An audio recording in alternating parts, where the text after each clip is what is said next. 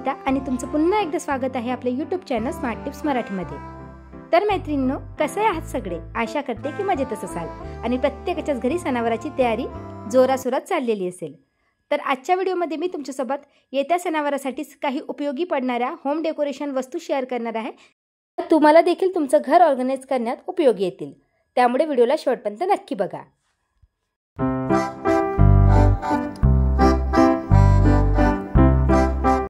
तर आज माझी सकाळची सुरुवात पिवळ्या फुलांच्या दर्शनाने झाली।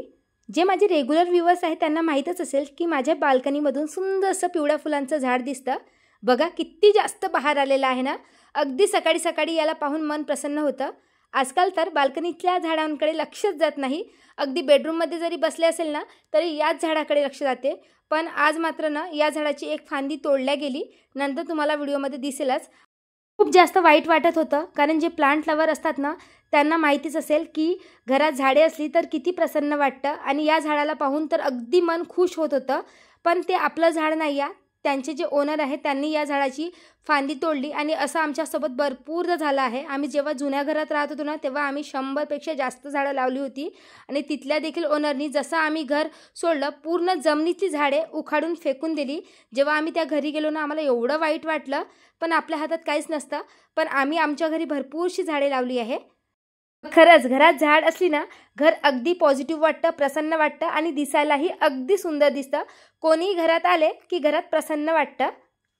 तर आज नाश्त्याला मी फुलगोबीचे पराठे बनवले होते। आमच्या घरी जर तुम्ही फुलगोबीची भाजी खायला दिलं ना तर खूप कंटाळवाणा करतात, पण तेच पराठे खायला दिले की पोट भरून खातात। तुम्ही कधी जर हे पराठे ट्राय केले नसेल तर नक्की ट्राय करा। हे पराठे फर्स्ट टाइम मी हिमाचलला असताना खाल्ले होते। जेव्हा आम्ही तिथे राहायचो ना तर माझ्या मिस्टरांचे कलिग राहायचे, त्यांच्या घरी मी हे फर्स्ट टाइम पराठे खाल्ले होते आणि तेव्हापासून मी देखील बनवायला सुरुवात केली। अगदी खायला टेस्टी लागतात। यामध्ये फुलगोबी शिजवण्याची देखील गरज नाही। फक्त पहिले फुलगोबीला स्वच्छ धुवून घ्यायचं आहे, त्यानंतर खिसून घ्यायचं आहे। खिसलं की त्यामध्ये थोडंसं मीठ घालून ठेवायचं आहे, जेणेकरून थोडंफार पाणी असेल तर ते सुटेल। आणि त्यानंतर जेव्हा आपण पराठे बनवतो ना तर पहिले त्यातलं पाणी पूर्ण पिळून घ्यायचं आहे। त्यानंतर आवडीनुसार मसाले घालायचे आहे, त्याचबरोबर आमचूर पावडर आणि चाट मसाला देखील घालायचा आहे, भरपूर कोथिंबीर, बारीक कांदा आणि तुम्ही वाटेल तर लिंबाचा रस देखील पिळू शकता जर तुमच्याकडे आमचूर पावडर नसेल तर। दोन्ही पद्धतीने अगदी टेस्टी लागतात। आणि त्यानंतर जसं आपण आलूचे पराठे बनवतो ना तर त्याच पद्धतीने हे पराठे बनवायचे आहे। फक्त एक काळजी घ्यायची आहे की जी आपण कणिक मळतो ती थोडीशी घट्ट घ्यायची आहे, जेणेकरून लाटताना हे पराठे फुटणार नाही। जेवढी जास्त स्टफिंग तुम्ही फुलगोबीची भराल तेवढे टेस्टी लागतात आणि हे पराठे सहसा बटरमध्ये शेकले जातात। तर आमच्याकडे कुठलाही पराठा बनला मीन्स स्टफिंगवाला तो बटरमध्ये शेकला जातो। नॉर्मल जो आपला पालकचा पराठा बनतो किंवा मेथीचा पराठा बनतो ना तो तेलात किंवा तुपात शेकला जातो, पण असे जे स्टफिंगचे पराठे बनतात ना ते नेहमी बटरमध्ये शेकले जातात। जर कधी पराठे बनवताना तुम्ही बटर वापरला नसेल तर एकदा नक्की वापरून बघा, खरंच खायला टेस्टी लागतात। अगदी टेस्ट देखील चेंज होते। तुपातल्या पराठ्याची चव आणि बटरमधल्या पराठ्याची चव अगदी डिफरंट असते आणि खायला अगदी टेस्टी लागते। आणि त्याबरोबर जर दही असेल आणि मिक्स लोणचं असेल, हे नॉर्थमधली स्पेशालिटी आहे आणि एवढ्या वर्षापासून नॉर्थमध्ये राहत आहो तर थोडीफार तर सवय लागणार। काही जे फूड आहे ते या साईडचं देखील चांगलं आहे, पण महाराष्ट्राची चव काहीतरी वेगळीच। पण जे पराठे वगैरे असतात ना ते या साईडचे फेमस आहे। आणि जर का तुम्ही हा फुलगोबीचा पराठा ट्राय केला नसेल ना एकदा नक्की ट्राय करून बघा। लहान मुले देखील खूप आवडीने खातील। तर असा कुरकुरीत होतपर्यंत पराठा भाजून घ्यायचा आहे आणि गरम गरम खाल्ला तर अगदी टेस्टी लागतो।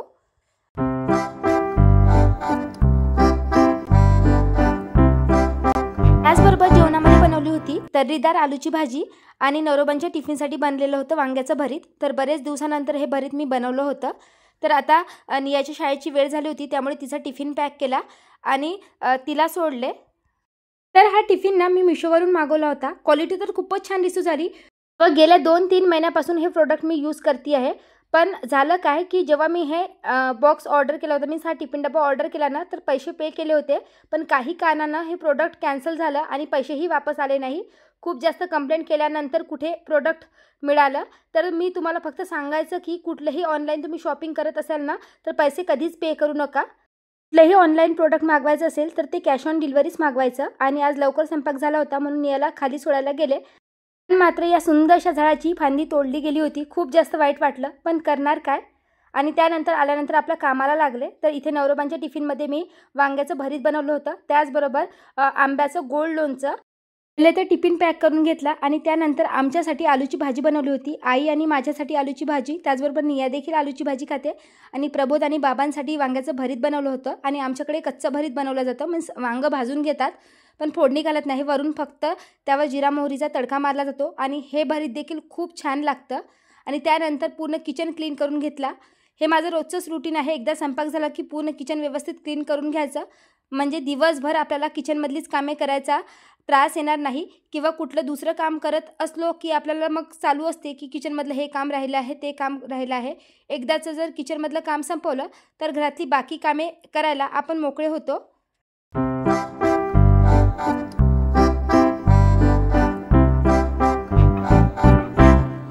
तर सणवार सुरू झालेच आहे आणि त्यामुळे थोडीफार साफसफाई चालू आहे. आणि एका वेळेस साफसफाई गेली की मग खूप जास्त कंटाळा येतो, त्यामुळे रोजचं थोडं थोडं काम चालू आहे. तर आज 2 डोअरमॅट मी धुवायला टाकले आहे. त्यानंतर आंघोळ केली, थोडंफार रोजचं जे काम असतं ते केलं आणि मी माझ्या कामाला लागले. सध्या तुम्ही ऑनलाईन बरेचसे व्हिडिओज बघितले असेल, त्यामध्ये ना ज्या वुलन मॅट असतात, मीन्स वुलन रांगोळी खूप जास्त फेमस आहे आणि अतिशय महागडी आहे, कारण याला बनवायला मेहनत लागते. रांगोळी बनवणे खूप सोपे आहे. तर मी विचार केला मी देखील यावेळेस रांगोळी ट्राय करणार. तर यासाठी ना ऑनलाईन जे वुलन मिळतं मीन्स लोकर, ते मी मागवलेलं आहे. मिशोवरूनच मागवलं, अतिशय स्वस्त दरात मला ते मिळालं. तुम्ही वाटेल तर लोकल मार्केटमधूनही घेऊ शकता. आणि डिझाईन अगदी सिंपल पद्धतीने काढायची आहे. कुठलीही ऑनलाईन डिझाईन तुम्ही उचलू शकता. मी मिशोवरूनच ही डिझाईन कॉपी केली आणि अगदी सिंपल पद्धतीने ही डिझाईन मी ट्राय केली आहे. तर हे जे वुलन आहे ते मी ऑनलाईन मागवलं आहे, बघू शकता. मला काही कलर्सबद्दल वगैरे माहिती नव्हतं. आणि या रांगोळीचा जो बेस असतो मीन्स खालचा तो व्हाईट कपडा बघत आहे ना, तो आपल्याला रेक्झिन घ्यायचा आहे, मुलांसाठी जी मॅट वापरली जाते. पण ते माझ्याकडे नव्हतं. मी इथे बॅनर यूज केला आहे, जे ॲडव्हर्टाइजमेंटसाठी बाहेर वगैरे दुकानाच्या लागलेलं असतं ना प्रिंटिंग करून, तर ते बॅनर आहे. मागचा साईड पूर्णपणे व्हाईट होता, तर त्यावरच मी पेन्सिलने डिझाईन ड्रॉ करून घेतली. फक्त तुम्हाला यात मी काही चुका सांगणार आहे, कारण ही रांगोळी मी फर्स्ट टाईम ट्राय करताय. कोणतीही वस्तू जेव्हा तुम्ही फर्स्ट टाईम ट्राय करताना आपल्याला एवढं नॉलेज नसतं, कुठलाही क्लास केलेला नसतो. भलेही आपण यूट्यूबचे व्हिडिओज बघितले, पण कुठल्याही वस्तूला परफेक्ट व्हायसाठी प्रॅक्टिसची गरज असते. तर ही जेव्हा मी रांगोळी बनवली तेव्हा माझ्या लक्षात आले की जी डिझाईन मी ड्रॉ केली आहे ना, ती खुली खुली काढायची असते. म्हणूनच या रांगोळीची जी मॅट असते ती 2 फुटाची 3 फुटाची असते, कारण चिपकवायला खूप इझी जातं. अस्तर बनवायला ही रांगोळी खूपच जास्त इझी आहे, कोणीही बनवू शकतं. जस्ट तुम्हाला जर पेन्सिलने डिझाईन वगैरे ड्रॉ करता येत असेल ना, तुम्ही घरच्या घरी ही रांगोळी येत्या दिवाळीसाठी बनवू शकता. कारण मार्केटमध्ये जर घ्यायला गेलात ना, खूप जास्त महाग आहे. पहिले तर मी विचार केला की एवढी सुंदर रांगोळी आहे तर ऑनलाईनच मागवायची. मिशोवर, ॲमेझॉनवर अशा भरपूरशा वेबसाईट आहे, सगळ्यांवरच मी प्राईस चेक केले. या व्यतिरिक्त इंस्टाग्रामवरही भरपूर जणांना DM करून विचारलं, पण 1000हून खाली मोठी रांगोळी तुम्हाला मिळणारच नाही. तर मी त्याच्यापेक्षा 150-200चं हे वुलन ऑनलाईन मागवलं आणि घरी जी मॅट होती ना त्यावरच डिझाईन ड्रॉ केली आणि ही रांगोळी बनवलेली आहे. माझ्याकडे ग्लूगन तर होतंच, फक्त ग्लूगननी 1 बाय 1 जशी आपली डिझाईन आहे त्यानुसार हे वुलन स्टिक करत जायचं आहे.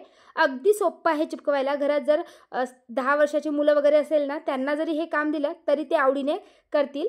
पण आज निया शाळेत गेली होती आणि विचार केला की हे काम मी पटापट निपटवावं, म्हणून ती शाळेत येण्याच्या आधीच मी हे काम निपटवायचं ठरलेलं आहे. तर जसं मी व्हिडिओत तुम्हाला सांगते आहे ना, त्यानुसारच 1 बाय 1 हळूवारपणे वुलन चिपकवायचं आहे. तुम्हाला तर यूट्यूबवर यासाठी डिटेल व्हिडिओ देखील मिळून जाईल की कसं बनवायचं आहे. आणि बरेच जणांचा प्रश्न असेल की रेक्झिन मार्केटमधून विकत घ्यावी लागेल, तर यासाठी तुम्ही जो जाडा पॅन्ट पीस असतो ना त्याचाही उपयोग करू शकता. आता माझ्याकडे हे बॅनर होतं तर मी त्याचा उपयोग करून बघितला आणि अगदी छान मार्केटसारखी रांगोळी बनते आणि बनवायला अगदी सोपी आहे. रांगोळी बनवायला मला फक्त 1 तास लागला. या रांगोळीला छोटं बनवण्याचं कारण की माझ्याकडे वुलनची जी क्वांटिटी होती ती कमी होती. जर का तुम्हाला ही रांगोळी बनवायची असेल तर पहिलेच सांगते, एखादी डिझाईन ऑनलाईनच तुम्ही काढू शकता. जसं गुगलवर वगैरे वुलन मॅट रांगोळी तुम्ही सर्च केली तर खूप साऱ्या डिझाईन मिळून जातील. त्यानंतर लोकल मार्केटमधून तुम्ही हे वुलन विकत घेऊ शकता, अगदी किलोच्या भावानं मिळतं. बरेच जण तर याचा बिझनेसही करीत आहेत. फक्त बनवायला थोडीशी मेहनत लागते, अगदी बनवायला इझी आहे. घरातले 2-3 मिळून जर ही रांगोळी बनवली तर अगदी कमी वेळात ही रांगोळी रेडी होते. जर का तुम्हाला बिझनेस वगैरे करायचा असेल तर ही अगदी छान आयडिया आहे आणि कमी खर्चातही बनते. तर या रांगोळीला बनवायला मला जवळजवळ फक्त 200 रुपयाचा खर्च आलेला आहे आणि बघू शकता किती सुंदर रांगोळी रेडी झालेली आहे। तुम्ही यामध्ये मोठी किंवा छोटीही रांगोळी बनवू शकता। या रांगोळीचा उपयोग तुम्ही बॅकड्रॉप म्हणूनही करू शकता, म्हणजे कोणत्याही शेपमध्ये बनवून याला फोल्ड करून ठेवता येतं। या व्यतिरिक्त वॉशेबल आहे, वॉटरप्रूफ आहे, समई आसन म्हणूनही तुम्ही याचा उपयोग करू शकता। बघा दिसायला किती सुंदर दिसत आहे ना, अगदी मार्केटमधूनच विकत घेतल्यासारखी। तर तुम्हाला ही रांगोळी कशी वाटली मला कमेंटमध्ये नक्की सांगा। त्यानंतर बरेच दिवसापासून मला रिमोटचं कवर चेंज करायचं होतं। मी रिमोटला अशा प्रकारे प्लास्टिकने रॅप करून ठेवते जेणेकरून त्यावर धूळ बसणार नाही।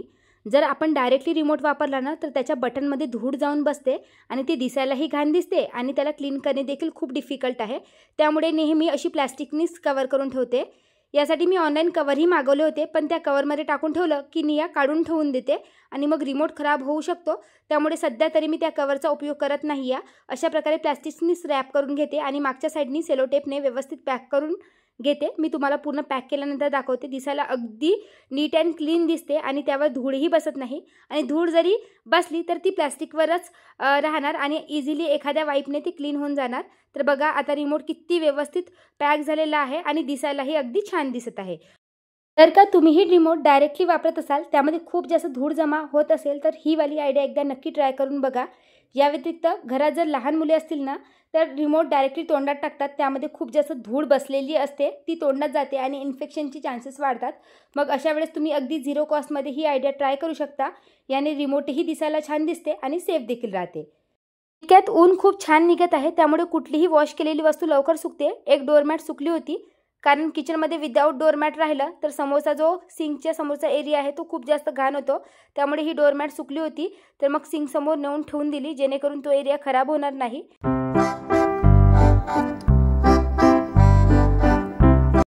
तर असंच काहीतरी नवीन नवीन वस्तू तुमच्यासोबत मी शेअर करण्याचा प्रयत्न करीत असते। तर रिसेंटलीच मी हे सुंदरसे बोहो कुशन कवर मागवले होते, मागच्या वेळेत तुमच्यासोबत शेअरही केले होते। म्हणाले होते की माझ्याकडे जे कुशन्स आहे ते ऑलरेडी मोठे झाले आहे, तर मला छोटे कुशन्स यासाठी हवे होते। ऑनलाईन ऑर्डरही केलं, पण ते 500 रुपयाला होते, लोकल मार्केटमध्ये तर मला मिळालंच नाही। मग विचार केला की 500 रुपयाचे कुशन्स मागवण्यापेक्षा आपल्याकडे काही जे जुने पिलो आहेत त्यांचे जे फर आहे ते दबलेलं होतं, तर आणि त्याचा वरचा कपडाही पूर्ण खराब झाला होता। तर मग आपल्याला काही नवीन बनवता येईल तर, आणि तसंही माझ्याकडे मशीन आहे तर काहीतरी नवीन ट्राय केल्यासारखंही होईल। तर माझ्याकडे काही जुने पडदे होते, त्यानुसारच मी काय केलं, मेजरमेंट व्यवस्थित घेऊन घेतलं, ज्या कुशनचा साईज असतो ना त्यानुसार। बनवायला सर्वात सोपा आयटम मला हा वाटला। अगदी तिन्ही साईडनी शिलाई मारायची असते। जे फोम होतं पिलोमधलं ते व्यवस्थित खोलून घेतलं। जे कुशन्स असतात ना ते जुने झाले, मीन्स ज्या आपल्या उशा असतात त्या जुन्या झाल्या की दबल्या जातात आणि त्यातलं जे फायबर असतं ते देखील दबल्या जातं। त्यामुळे ते व्यवस्थित जर आपण खोलून भरलं ना तर ते पहिल्यासारखे पुन्हा फ्लफी होतात। तर पहिले आम्ही दोघींनी मिळून मस्त असा फायबर ओपन करून घेतला। त्यानंतर घरच्या घरीच मी शिलाई मशीनच्या हेल्पनी सुंदरसे कुशन्स रेडी करून घेतले। त्यामध्ये जेवढं काही फायबर होतं ते व्यवस्थित जेवढं लागेल तेवढं भरून घेतलं आणि कुशन्स पॅक करून घेतले। अगदी मार्केटसारखे सुंदर असे फ्लफी कुशन्स रेडी झाले। मला वाटलंच नव्हतं की एवढे सुंदर कुशन्स रेडी होणार। जर का तुमच्या घरी शिलाई मशीन असेल ना तर तुम्ही अशा प्रकारचे कुशन्स ट्राय करू शकता। तर आता ना मी जे बोहो कुशन कवर मागवले होते ते तुम्हाला घालून दाखवते। दिसायला अगदी छान दिसतात। तर तुम्हाला मी सांगितलं होतं हे वाले कुशन्स कवर मागवले आहे। तर हे आहे ते कुशन कवर। मागच्या व्हिडिओमध्ये मी तुमच्यासोबत शेअर केले होते, जे रेग्युलर व्ह्यूअर्स आहेत त्यांना माहिती असेल, आणि क्वालिटी खूपच मस्त रिसीव झाली होती, वापस करायची इच्छाच झाली नाही। आणि मी आता तुम्हाला घालून दाखवते। घातल्यानंतर एवढे सुंदर दिसतात ना, एकदम फ्लफी कुशन्स। तर तुमच्याकडे शिलाई मशीन असेल ना तर तुम्ही ही आयडिया ट्राय करू शकता।